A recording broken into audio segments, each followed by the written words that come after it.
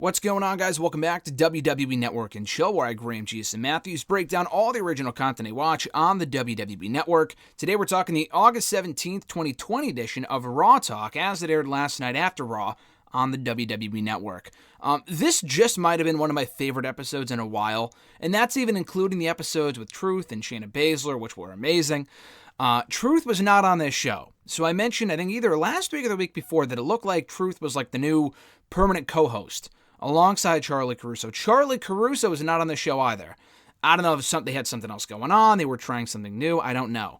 But they actually had 3 different hosts on this show. Byron was completely useless. I'll just say that right out of the gate. It was funny to see Samoa Joe, who was back, and I love Samoa Joe. If I had a choice, I would prefer Joe, just because Joe, R-Truth is very entertaining, but the guy's a pure comedy act. Joe is funny in a different way, where he can be serious, but he can also be funny as well, by being serious. So that's why I like Joe being on the show. I was very happy he came back here. Saxton was completely pointless. He was fine in his role, but when you consider that you have on the Street Profits and you have another guest on, you have 4 or 5 people at the table, it's just not necessary. So instead of Charlie Caruso, we had Kayla Braxton, which was cool. I actually like Kayla a lot more than I like Charlie in this type of role. Their first guest was MVP. MVP was so pissed at the dumb questions that Kayla was asking that he even said, Charlie's not good, but she's better than you. And I agree and I disagree. Charlie is not good, but in my opinion, she's worse than Kayla. Kayla comes across to me, and I'm sure Charlie is an amazing person. Kayla just comes across as way more likable, in my opinion. I just think she's perfect in this role. She does great in this role on the bump and stuff like that.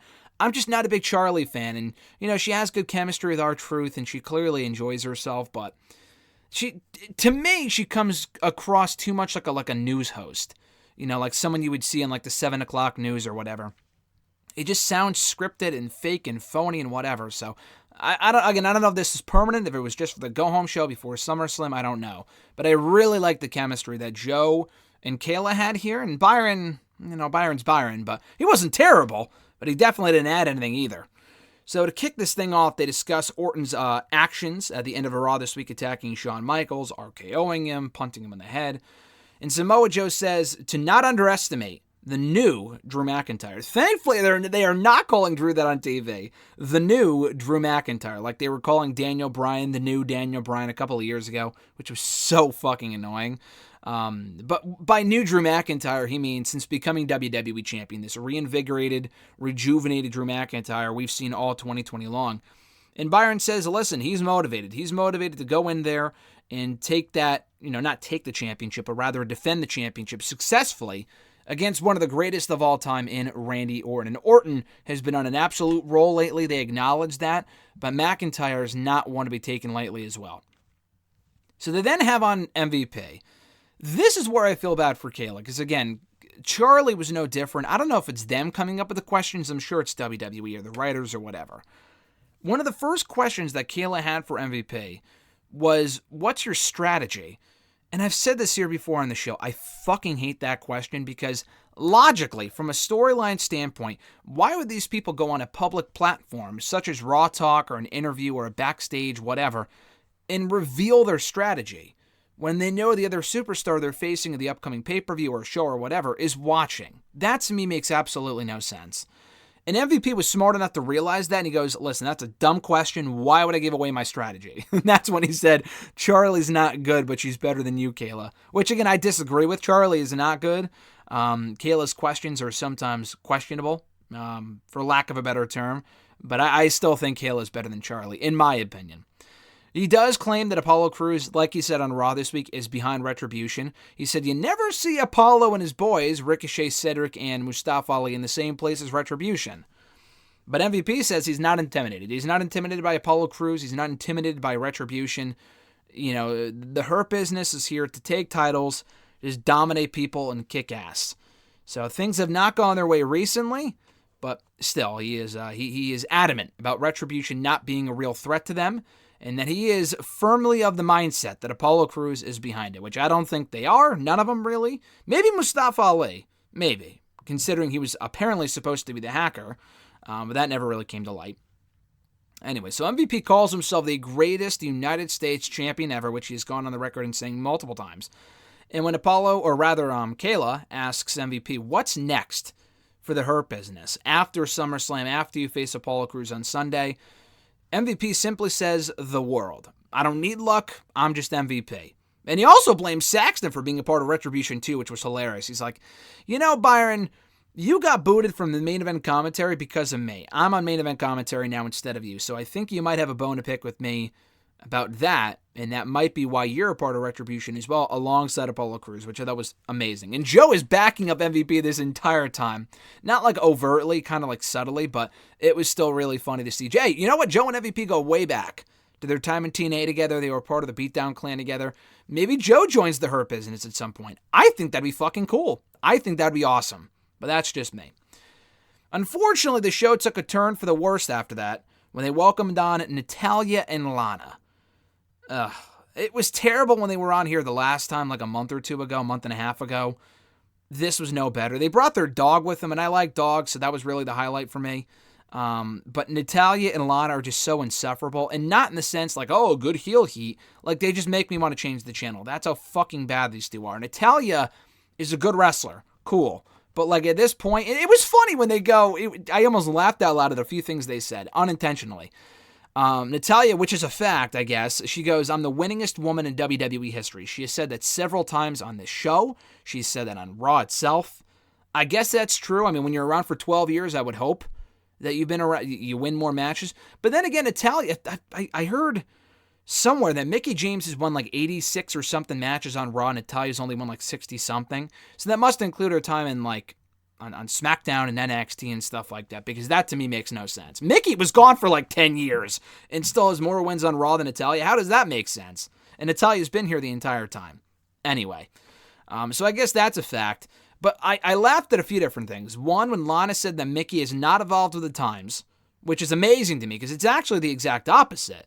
I guess you can kind of make that argument about Mickie, but the thing with Natalya, though, is that she's actually the one that has not evolved with the times at all. She's turned heel and face a million times over, but she's the one that has not really evolved barely at all since we first saw her pop up in the WWE scene in 2008.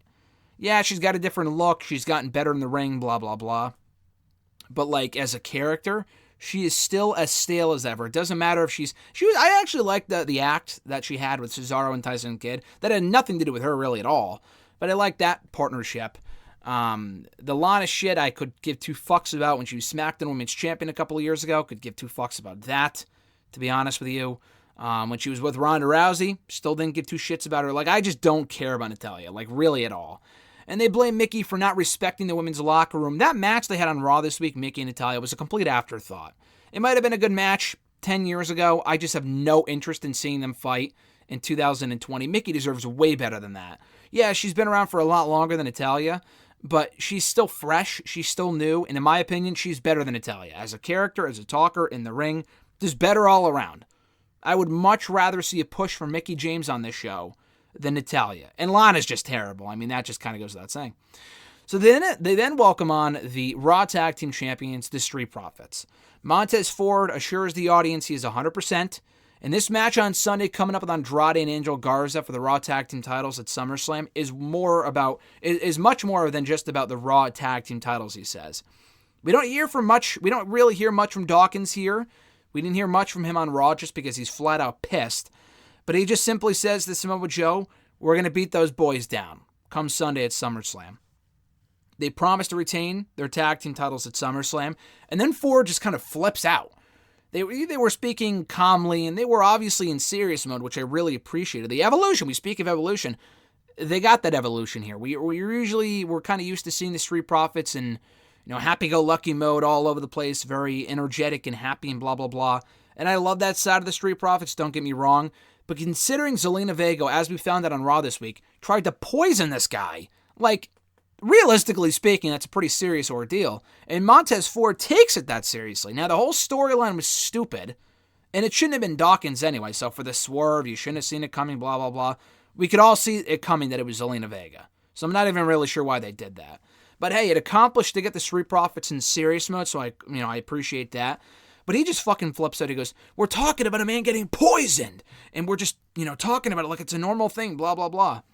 And he just gets really heated. And he's like, I'm going to beat you guys down at SummerSlam, blah, blah, blah. Looks right into the camera and just goes off.